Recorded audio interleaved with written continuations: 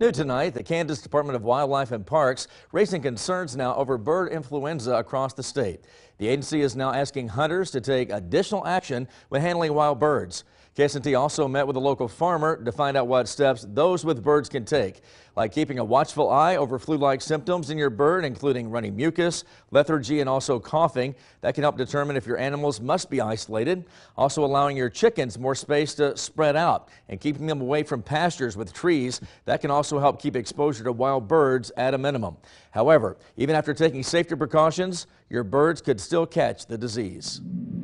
There's no guarantees. I mean, you can take all the precautions that you want to, and you still might have a backyard flock that could catch this virus. But for the most part, you know, that's a part of what farming and having livestock is about. Is there are no guarantees. We all do the best that we can.